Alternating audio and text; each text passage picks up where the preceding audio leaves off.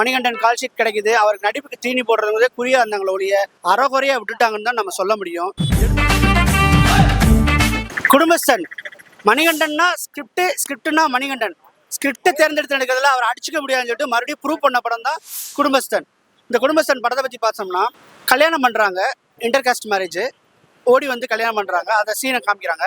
அதுக்கு பின்னாடி எவ்வளோலாம் கஷ்டப்படுறாங்க, குடும்பம்னா என்ன, குடும்பத்துக்கு எல்லாருக்குமே பண தேவைகள் இருக்கு, அந்த பணத்தை நோக்கி ஓடுறாரு, அதனால கடல்ல மாட்டுறாரு, இந்த கடல்ல விழுந்தவர் கடல்ல எப்படி தப்பிச்சாரு அப்படிங்கிறத சொல்றது தான் இந்த படத்தோடைய கதை. இதுதான் வந்து ஒன்லைன் ஸ்டோரியா சொல்றோம். இப்போ வந்து பாத்தீங்கன்னா மணிகண்டனை பொறுத்தவரை ஆக்டிங்ல வந்து பிரிச்சு மேய்ஞ்சிருக்காருன்னு சொல்ல முடியும்.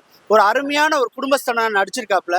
ஹீரோயின் பொறுத்தவரை வந்து புதுமுகமா இருந்தாலும் ஓரளவு சுமாரா நடிச்சிருக்காங்க. அவங்களுக்குள்ள ஸ்பேஸ் கம்மி. ஹீரோடைய ஃப்ரெண்ட்ஸ் யாருன்னு கேட்டீங்கன்னா நக்லைட்ஸ் டீம்ங்கிறதுனால அவங்க எல்லாம் சேர்ந்து ஒரு மாதிரியான ஒரு என்ன சொல்றது, ஒரு கிரிஞ்சான ஒரு காமெடி போட்டு படத்தை வந்து ஃபீல் பண்ணிட்டாங்க தான் சொல்ல முடியும். இந்த படம் பார்த்தீங்கன்னா மணிகண்டனுக்கு ஏற்கனவே குட் நைட் படம் பார்த்தோம். அந்த குட் நைட் படத்தில் பார்த்தீங்கன்னா கேரியரா லவ்வான்னு சொல்லிட்டு ஒரு பெரிய அவருக்குள்ள ஒரு போராட்டமே நடந்து கடைசியில் லவ்வை விட கேரியர் தான்டா முக்கியம் சூஸ் பண்ணுவார். அதுதான் குட் நைட்டு.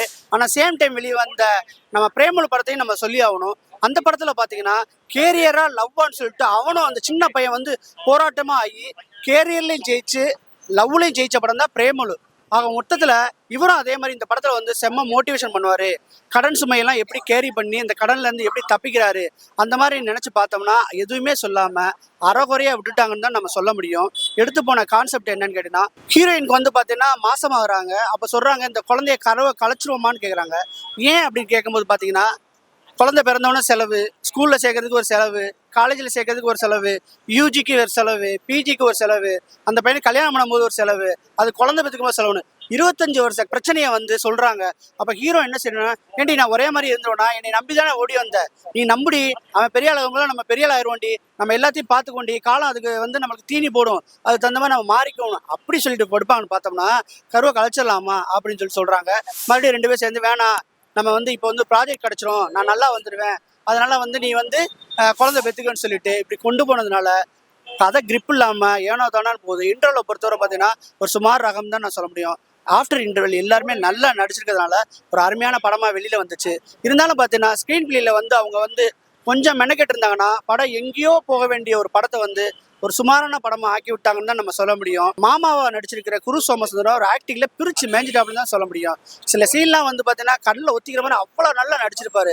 அவரை பொறுத்தவரை வாழ்க்கைனா வளைஞ்சு கொடுக்கணும்டா, அப்போதான்டா நம்ம ஜெயிக்க முடியும், நான் சக்சீடாக இருக்கேன்னா அது காரணம் அதுதான், நீ வந்து ஃபெயிலியர் மச்சான், நீ வந்து ஒத்துக்க, நீ ஃபெயிலியர்னு ஒத்துக்க அப்படின்னு சொல்லிட்டு அவன்கிட்ட சொல்றாரு. அதெல்லாம் முடியாது, நான் நிமிர்ந்து நின்று ஜெயிக்க போறேன்னு சொல்லிட்டு மணிகண்டன் சொல்றாப்புல. 2 பேர் சொல்றது என்னதான் சொல்றாங்கன்னு புரியாத அளவுக்கு கொண்டு போயிட்டு இருக்காங்கன்னு தான் நம்ம சொல்ல முடியும். கிளைமாக்ஸ்ல பார்த்தீங்கன்னா வளைஞ்சு கொடுப்பேன்னு சொன்ன குரு சோமசுந்தரம் வந்து நிமிர்ந்துடுறாரு. நான் நிமிரவே மாட்டேன், நான் இப்படிதான் இருப்பேன், நிமிர்ந்துதான் இருப்பேன், இப்படிலாம் இருக்க மாட்டேன்னு சொல்ற அவர் வந்து பார்த்தீங்கன்னா குனிஞ்சிடுறாரு.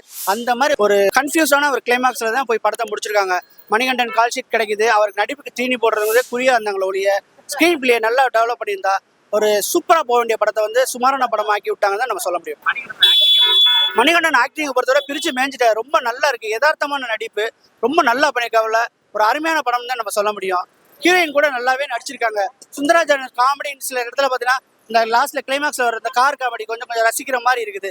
ஓவராலா வந்து ரொம்ப வந்து மோசம் கிடையாது, ரொம்ப சூப்பர் படம் கிடையாது, ஒரு ஆவரேஜான படம். ஒரு தடவை ஃபேமிலியோட வந்து பார்க்கலாம். காமெடி தான் சொல்லல, 2K கிட்ஸ்க்கு பிடிக்கிற மாதிரி சில விஷயங்கள் பண்ணியிருக்காங்க. சில இடத்துல காமெடி வந்து ஒரு கூட்டா இருக்குது.